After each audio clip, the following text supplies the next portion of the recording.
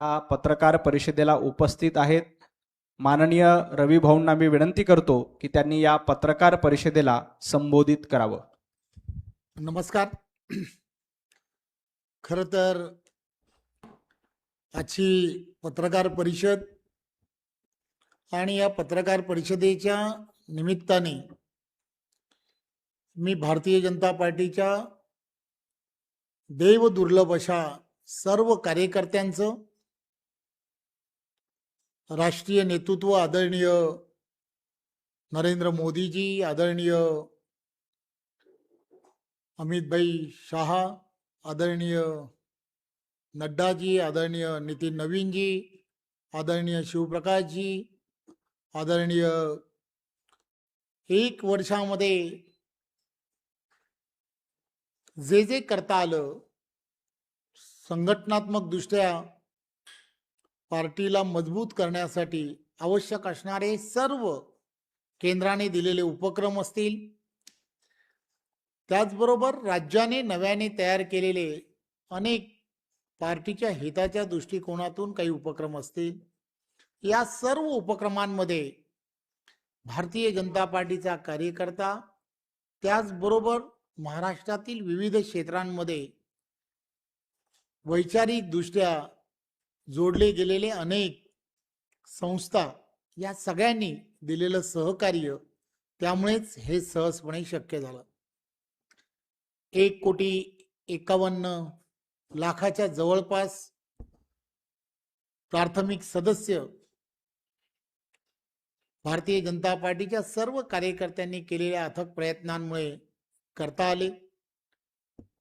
1.5 लाखापेक्षा जास्त सक्रिय सदस्य हे सुद्धा वर्षानुवर्ष पार्टीच्या विचारधारेबरोबर काम करणाऱ्या प्रत्येकाने केलेल्या अथक प्रयत्नांमुळे करता आले।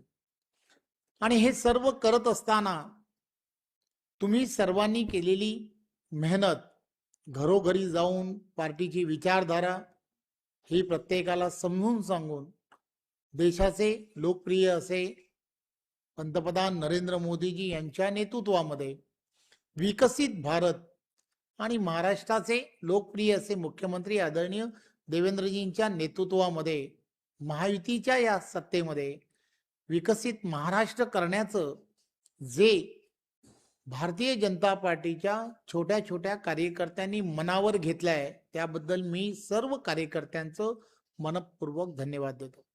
खरं तर ही जबाबदारी आहे।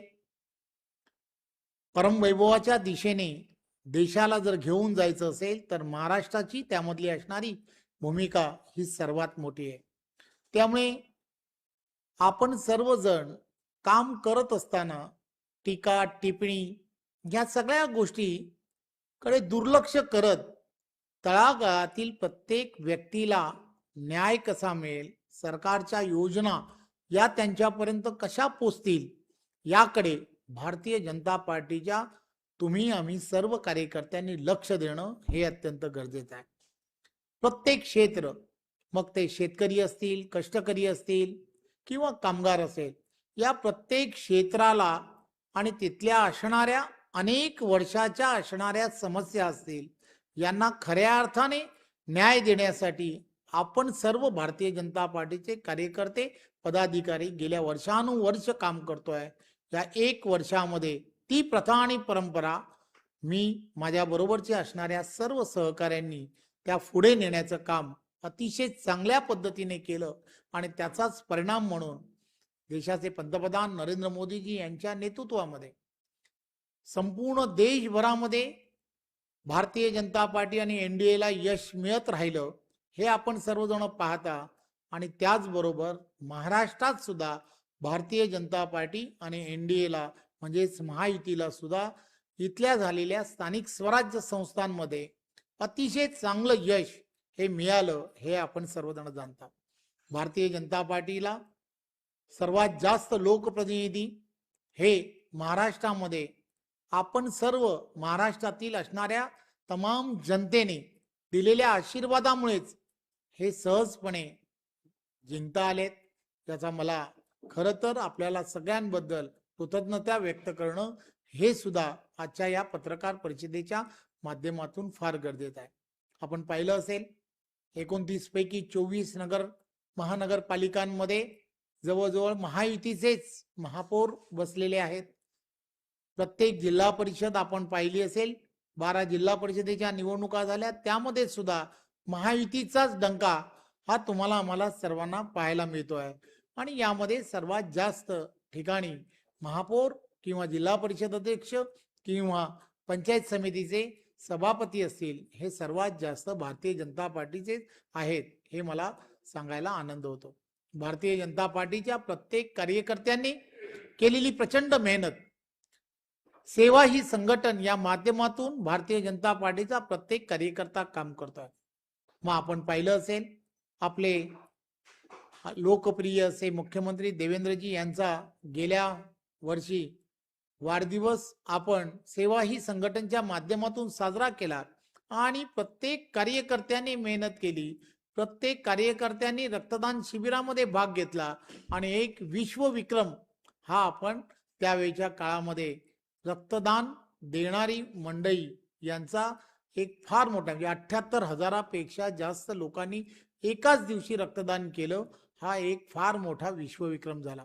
खरं तर त्याचबरोबर पर्यावरणाची जबाबदारी आपली आहे आणि या दृष्टिकोनातून सुद्धा एक पेड माँ के नाम या विषयामध्ये सुद्धा पर्यावरण, जागतिक पर्यावरण दिनाच्या निमित्ताने सुद्धा भारतीय जनता पार्टीच्या प्रत्येक कार्यकर्त्याने बूथवरती आपल्याला त्या ठिकाणी कशा पद्धतीने आपल्याला वृक्षांचं संवर्धन करता येऊ शकतं या दृष्टिकोनातून सुद्धा मोठं काम हे उभं केलेलं आहे. त्यामुळे असा प्रत्येक विषय हा 1 वर्षामध्ये आपण संघटनात्मक दृष्ट्या आणि राजकीय दृष्ट्या भारतीय जनता पार्टी अधिक मजबूत व्हावी या दृष्टिकोनातून सातत्याने भारतीय जनता पार्टीच्या कार्यकर्त्यांनी, पदाधिकाऱ्यांनी केलेली प्रचंड मेहनत आणि या मेहनतीमुळे आपण सर्वजण त्या दिशेने जाताना तुम्हाला आम्हाला सर्वांना दिसतो. येणाऱ्या काळामध्ये फार मोठी आव्हानं आहेत महाराष्ट्रामध्ये, आपण सर्वजण पाहत आहे. महाराष्ट्रामध्ये येणाऱ्या काळामध्ये ही आव्हानं जर तुम्हाला आम्हाला सर्वांना एक चांगल्या पद्धतीने आणि संघटनात्मक दृष्ट्या आम्हाला पुढे जर जायचं असेल तर आपल्याला आपल्या कार्यकर्ता म्हणून प्रत्येकाने जबाबदारीने आपला पक्ष, पक्षाची संघटना आणि बूथवरच्या असणाऱ्या आपल्या रचना या पूर्ण करणं आणि बूथवरच्या रचनांमध्ये प्रत्येक वेळेला जसं आपल्याला राष्ट्रीय अध्यक्ष सांगतायत की आम्हाला यानंतरच्या काळामध्ये प्रत्येकाला आपला बूथ मजबूत करण्याच्या दिशेने आपल्याला पावलं उचलायची आहेत. 1 वर्ष आपण अतिशय चांगल्या पद्धतीने या संघटनेमध्ये काम केलंय, परंतु यानंतरच्या काळामध्ये सुद्धा अपेक्षा याच आहेत की या 1 वर्षामध्ये केलेलं काम यापेक्षाही अधिक चांगलं गतिमान पद्धतीने काम पुढील काळामध्ये तुम्हाला, आम्हाला आणि सर्वांना मिळून करायचं आहे. मी पुन्हा एकदा महाराष्ट्रातील सर्व जनतेचे खूप खूप आभार मानतो की भारतीय जनता पार्टीला प्रत्येक स्थानिक स्वराज्य संस्था की ज्या स्थानिक स्वराज्य संस्थांमध्ये आपण दिलेलं यश आणि त्याचबरोबर आम्हाला आदरणीय पंतप्रधान नरेंद्र मोदीजी यांच्या नेतृत्वामध्ये आणि महाराष्ट्राचे लोकप्रिय असे मुख्यमंत्री देवेंद्रजी यांच्या नेतृत्वामध्ये दिला गेलेला तळागाळातील प्रत्येक क्षेत्रामधला पाठिंबा हा असाच आपण वृद्धिंगत ठेवा, एवढीच आपण सर्वांना या पत्रकार परिषदेच्या माध्यमातून विनंती करतो. धन्यवाद.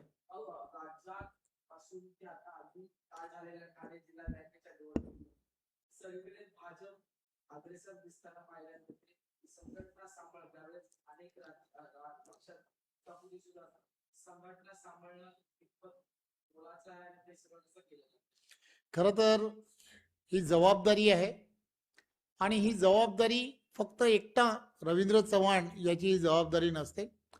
पार्टीचे असंख्य कार्यकर्ते, पदाधिकारी या सगळ्यांची असणारी प्रचंड मेहनत आहे.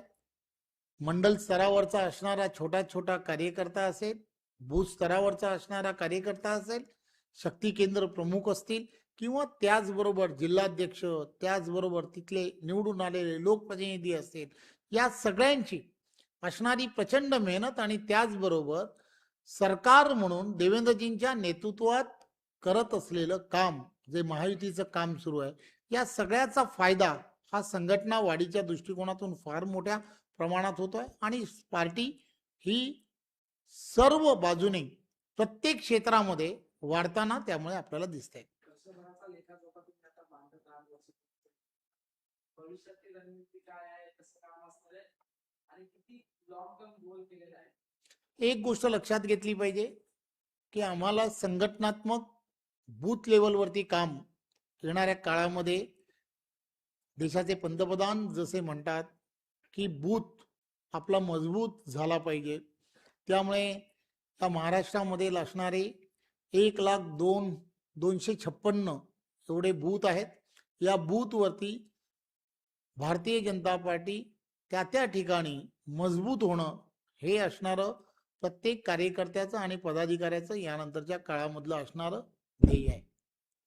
भाजपचे बरेच पदाधिकारी पक्षात आल्यानंतर ते जुने निष्ठावंत आहेत, त्यांच्यावर काय अन्याय झाला वाटत नाही. एक गोष्ट लक्षात घेतली पाहिजे की आपण पाहिलं असेल की देशामध्ये आणि राज्यामध्ये देशाचे पंतप्रधान नरेंद्र मोदीजी आणि महाराष्ट्रामध्ये महाराष्ट्राचे लोकप्रिय असे मुख्यमंत्री देवेंद्रजी, या दोघांच्या नेतृत्वामध्ये आपण पाहिलं असेल की यांचं काम सबका साथ सबका विकास या माध्यमातून तळागाळातील प्रत्येक क्षेत्रामध्ये विविध योजना असतील, विविध उपक्रम असतील, या सगळ्या गोष्टींमुळे यांचा त्या ठिकाणी मोठ्या प्रमाणामध्ये प्रभाव हा तुम्हाला आम्हाला सर्वांना जाणवताना दिसतो आणि यांच्या प्रभावामुळे मोठ्या प्रमाणामध्ये विविध पक्षांमध्ये, विविध संस्थांमध्ये काम करणारे असंख्य कार्यकर्ते, पदाधिकारी हे सर्वच्या सर्व भारतीय जनता पार्टी पक्षाबरोबर येण्यासाठी उत्सुक असतात. त्यामुळे अशा सर्व कार्यकर्त्यांची वर्षानुवर्ष की त्या भागांमध्ये असणारी एक स्वतःला त्यांना मानणारा असा एक फार मोठा वर्ग असतो. त्यामुळे त्या भागांमध्ये त्या सगळ्या त्यांच्या असणाऱ्या, त्यांना ओळखणाऱ्या, त्यांना मानणाऱ्या आणि त्यांची असणारी विकासात्मक कामं ही पूर्ण होणं ही त्यांची जबाबदारी असते. आणि मग त्या जबाबदारीपोटी असे असंख्य नेते मंडळी की जे भारतीय जनता पार्टीमध्ये आले, त्यामुळे भारतीय जनता पार्टीची 100% ताकद ही वाढलेली आहे. जुने आणि नवीन हा थोडासा का होईना थोडं त्यामध्ये ज्याला आपण म्हणतो की समन्वय हा होणं हे अत्यंत गरजेचं असतं.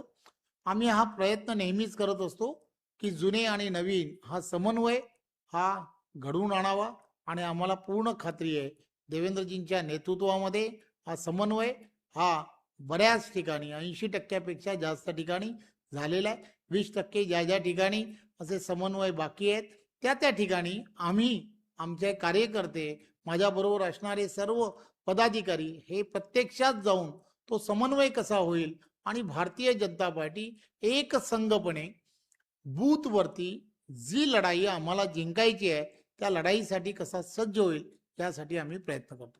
सचिन भाऊ आहेत काल या ठिकाणी शिंदे घेतले, आज त्यांचे सरकारी आहेत, सुनील शिंदे पण जात आहेत. अशा पद्धतीनं महायुतीत मोठ्या प्रमाणात आमदार असतील, खासदार असतील ते येत आहेत. दुसरीकडे टीका होते, कसं बघताय? एनडीए मध्ये येणाऱ्या सर्वांचं भारतीय जनता पार्टीकडून स्वागत आहे, यात काही शंका नाही. आता शेतकरी म्हणतात की शेतकरी किंवा सर्वसामान्यांच्या प्रश्नांकडे राजकीय नेत्यांचं, सरकारचं लक्ष नाही, फोडाफोडीच्या राजकारणात जास्त अडकले. आपण जे म्हणताय, आपण पाहिलं असेल की देशाचे पंतप्रधान नरेंद्र मोदीजी यांच्या नेतृत्वामध्ये 2014 पासून आजपर्यंत आपण पाहिलं असेल आणि आदरणीय देवेंद्रजींच्या नेतृत्वामध्ये महाराष्ट्रामध्ये किसान सन्मान योजनेच्या माध्यमातून प्रत्येक शेतकऱ्याला गेली वर्षानुवर्ष किसान सन्मान योजनेच्या माध्यमातून लाभ देण्याचं काम हे सरकारच्या माध्यमातून होत आहे. विविध योजना असतील, मग त्या खतांच्या संदर्भामध्ये, युरियाच्या संदर्भामध्ये असणारी जी 2014च्या अगोदरची असणारी परिस्थिती आणि आताची आपण पाहिलेली परिस्थिती तुमच्या लक्षात येत असेल, त्यामध्ये झालेला बदल हाही आपण सर्वजण पाहता. त्यामुळे कर्ज आणि कर्जाच्या संदर्भामध्ये कर्ज माफी मिळाली पाहिजे किंवा त्या संदर्भात सुद्धा महाराष्ट्रातील असणाऱ्या सरकारने घेतले गेलेले निर्णय असतील, हेही आपण पाहिले असतील. एक गोष्ट लक्षात घेतली पाहिजे, प्रत्येक निर्णय हा त्या त्या क्षेत्रातील असणाऱ्या प्रत्येकाला फायदेशीर कसा होईल. आपण पाहिलं असेल, अतिवृष्टीमुळे झालेलं नुकसान असेल, या नुकसान हे सुद्धा वेगळ्या पद्धतीने आपण पाहिलं असेल की काही ठिकाणी एवढ्या मोठ्या प्रमाणामध्ये ज्यावेळेला अतिवृष्टी झाली, जमीन खरडून गेली. खरडून गेलेल्या जमिनीला सुद्धा कशा पद्धतीने अनुदान देता येईल याचा विचार हा पहिल्यांदा सरकारने केला. शेतकरी हा मायबाप आहे आणि शेतकऱ्याला आधार दिला गेला पाहिजे, ही भूमिका केंद्रातलं सरकार असेल, राज्यातलं सरकार असेल, हे वारंवार करतंय. NDRFच्या नॉर्म्सच्या बाहेर जाऊन शेतकऱ्यांना देण्याचं काम किंवा या सगळ्या गोष्टी आम्ही सर्वजण पाहत आहे, हे सातत्याने सरकारच्या माध्यमातून केलं जात आहे. विरोधक या संदर्भातल्या ज्या टीका करतायत त्या टीकांना सुद्धा काहीही बेसलेस अशा या टीका आहेत असं मला वाटतं. धन्यवाद. सर्वांचे मनापासून आभार. धन्यवाद. बरोबर ना?